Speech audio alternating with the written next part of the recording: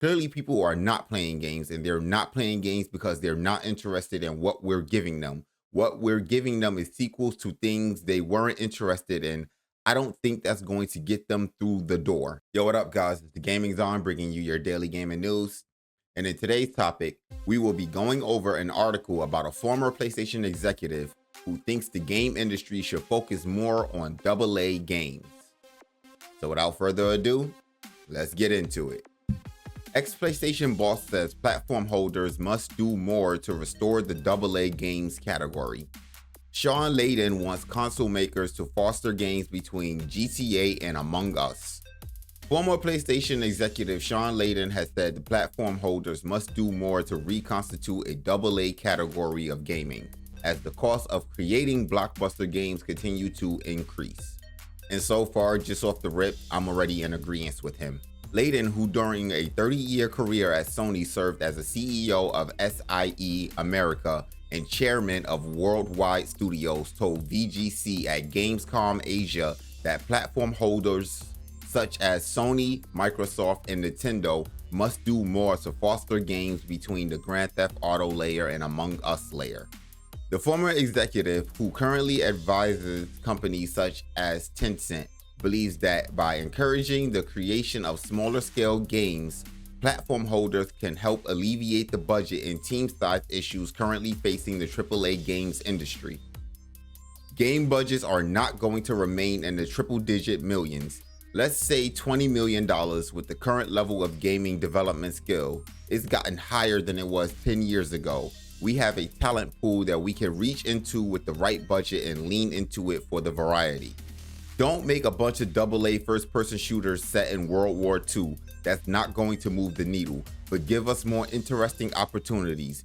Give me more things like Firewatch, those kinds of games. I had to look up what Firewatch was, and I've heard some pretty great reception around that game. Maybe I'll give it a shot. Layden's time at PlayStation saw the rise of platforms holders' largest franchise like The Last of Us and Horizon, but it also saw Sony focus on and provide development support for many independent titles. Layden believes that more variety is needed to tempt future players away from the established live service giants. According to a report this year, 60% of all playtime in 2023 was spent in games that are 6 years old or older. We're trying to get more people into playing games. Clearly, people are not playing games, and they're not playing games because they're not interested in what we're giving them. What we're giving them is sequels to things they weren't interested in. I don't think that's going to get them through the door. Yo, this guy nailed it. Layden also discussed the industry's need to find new sources of revenue if consumers are unwilling to pay for more games. In 2020, some publishers used the move to the next generation of consoles as an opportunity to increase the price of standard games from $60 to $70.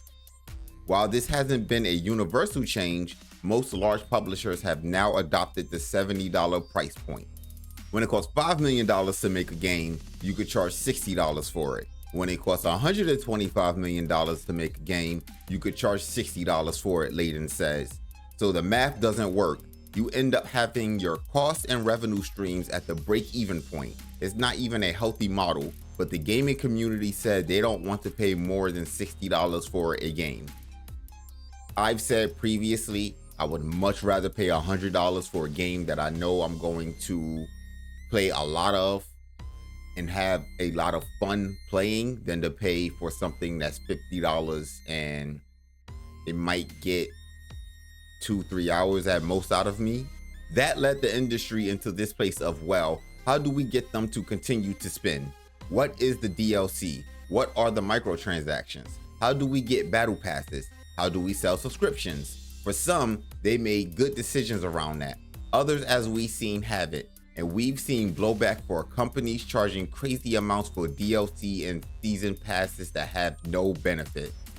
I think he's specifically talking to you, Star Wars Outlaws. So I think we are running up against a wall now. If you're going to make a $150 million AAA game, you're going to have to make a sequel.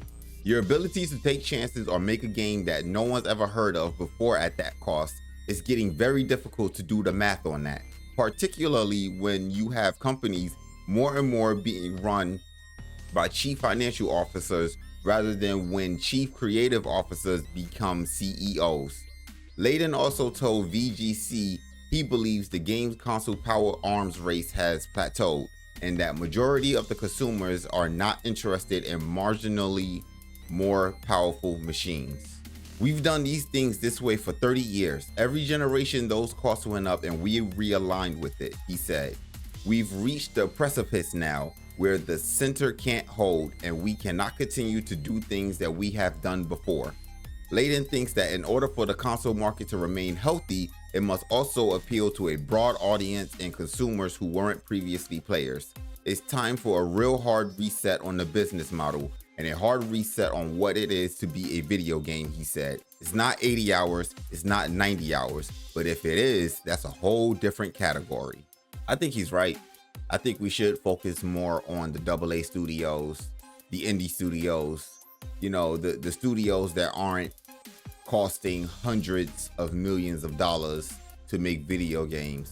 What happened to the video games that was just like 5 million, 10 million? And I know that's still a lot of money, but like it's vastly different. A $5 million game compared to a $150 million game. And then the $150 million game flopping on its face harder than the $5 million game because the margins are just smaller, and so there's more room for error. I think he's absolutely right. We should be spending less money on games for the games that we are getting, and if we are going to charge the prices that we are charging for games, we need better content. We need more content. And I'm not talking about DLC. I'm talking about just base game content. But what do you guys think? Leave your comments down below. And that's all that I have for you guys today.